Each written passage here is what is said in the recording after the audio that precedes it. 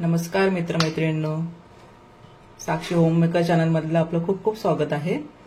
आज आपण बनवणार आहोत पनीरची रस्सा भाजी किंवा पनीर टिक्का, पनीर मसाला काही म्हणू शकता तुम्ही याला। खूप छान अशी बनवून तयार होते आणि यामध्ये पनीरच्या भाजीमध्ये प्रोटीन आणि कॅल्शियमचे प्रमाण खूप मोठ्या प्रमाणात असते। त्यामुळे नॉन व्हेजिटेरियन माणसांना एक स्रोत असतो की आपण चिकन खाऊ शकतो, फिश खाऊ शकतो, पण जे व्हेजिटेरियन आहेत त्यांच्यासाठी हा मुख्य स्रोत आहे प्रोटीन आणि कॅल्शियम मिळवण्यासाठी।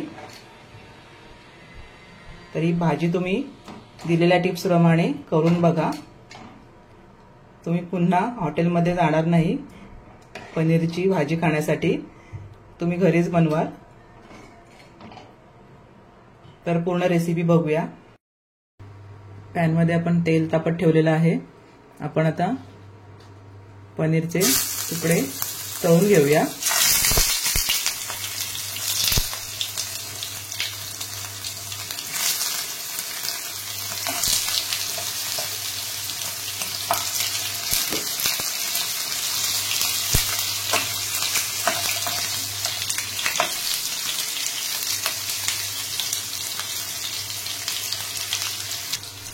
बघा एवढ्या रंगावर आपण यांना काढून घ्यायचं आहे।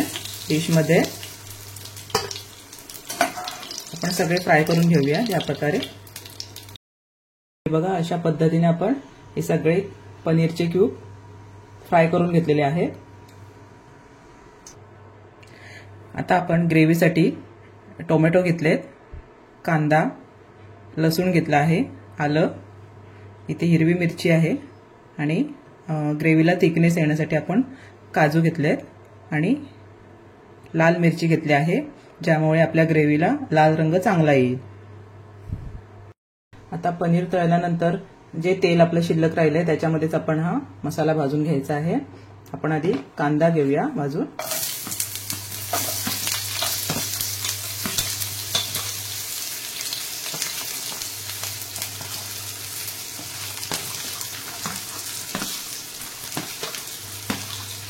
कांदा, लसूण हे सगळं आपण आधी भाजून घेऊया। आता कांदा आणि लसूण सगळं आपलं भाजून झालेलं आहे, मिरची वगैरे। आपण आता याच्यामध्ये टोमॅटो आणि काजू टाकून घ्यायचे आणि थोडं मीठ आपण टाकायचे, त्याच्यामुळे टोमॅटो आहे तो लगेच शिजेल।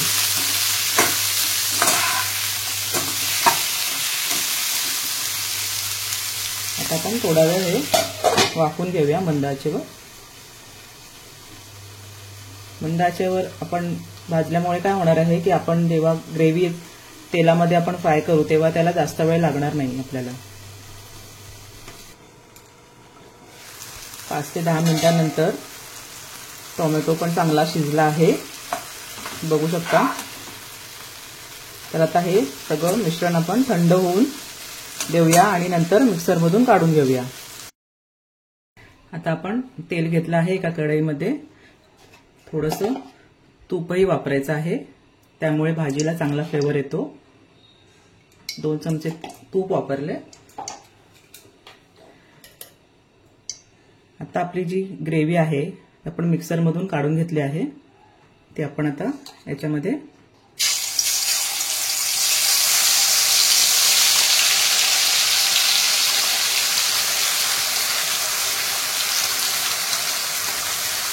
सगळी ग्रेव्ही आपण आता टाकून घेतली आहे। याच्यामध्ये आपण आता चांगलं फ्राय करून घेऊया।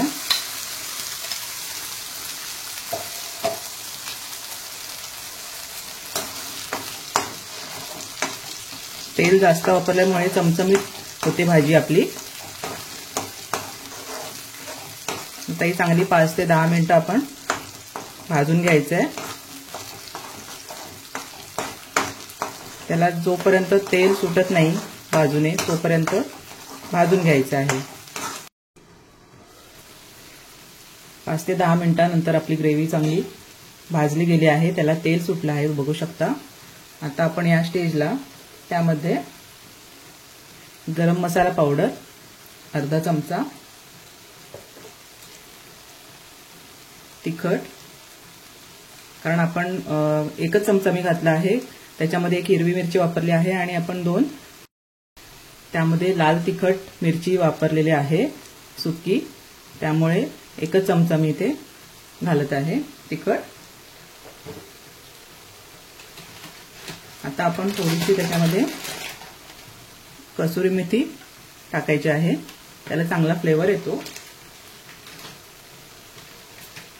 तसंच आपण त्याच्यामध्ये धणे पावडर वापरणार आहोत थोडी. चांगलं एकजीव करून घेऊया.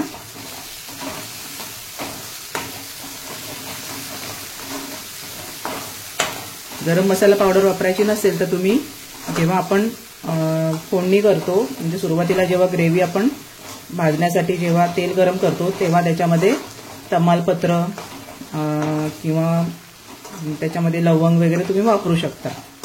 गरम मसाल्यामध्ये ऑलरेडी हे सगळं असतं, त्यामुळे मी वापरलेलं नाहीये सुरुवातीला हे. आता हे मसाले आपले चांगले भाजून झाले, आपण ऍड करूया याच्यामध्ये. हे मी मटार वापरले आहेत. मटारला मी 2 शिट्ट्या काढून घेतलेल्या आहेत, त्यामुळे काय होतं आपल्याला जास्त वेळ शिजवायला लागणार नाही आणि आपली गॅसची बचत सुद्धा होईल. जेव्हा आपण डाळ आणि भाताचं कुकर लावतो तेव्हाच ते आपण लावून घ्यायचं त्याच्यामध्ये.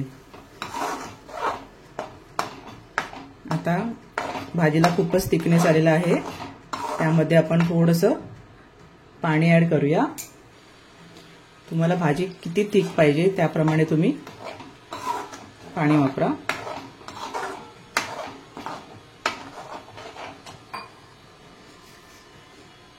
आता आपण यामध्ये जे भाजलेले तळलेले आपले पनीरचे क्यूब आहेत ते ऍड करूया. तुम्ही हे क्यूब जर तुमचे कडक झाले असतील, माझे नरमच आहेत त्यामुळे मी त्यांना पाण्यामध्ये ठेवली नव्हती. जर तुम्हाला वाटत असेल की तळल्यानंतर हे थोडे कडक आहेत तर तुम्ही थोड्याशा कोमट पाण्यामध्ये त्यांना ठेवू शकता 10 ते 15 मिनिटं, त्यामुळे त्यांना मऊपणा येईल. आता आपण याच्यामध्ये ऍड करून घेऊया.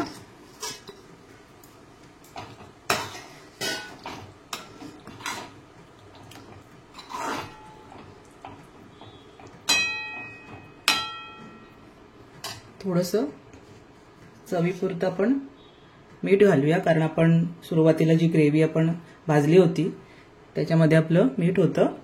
तर मी आता 1 चमचा इथे वापरला आहे. तुम्ही तुमच्या चवीनुसार मीठ वापरू शकता.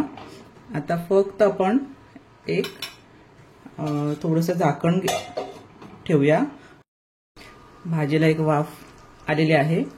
आपण याच्यामध्ये थोडीशी कोथिंबीर पेरून घेऊया. झाली की नाही छान सुंदर अशी घरच्या घरी रेस्टॉरंट स्टाईल पनीरची भाजी आपली रेडी आहे खाण्यासाठी. यामध्ये मी पनीर वापरला आहे 300 ग्रॅम आणि 200 ग्रॅम आपला मटार आहे ओला, त्यामुळे आपल्या अर्धा किलोची ही भाजी झालेली आहे. ही 4 ते 5 माणसांना व्यवस्थित पुरते जेवणासाठी. आपली छान अशी मटार पनीरची भाजी रेडी आहे खाण्यासाठी. खूप टेम्पटिंग आणि अशी डिलिशियस दिसते बघा तुम्ही. खूप छान रंग आलेला आहे भाजीला.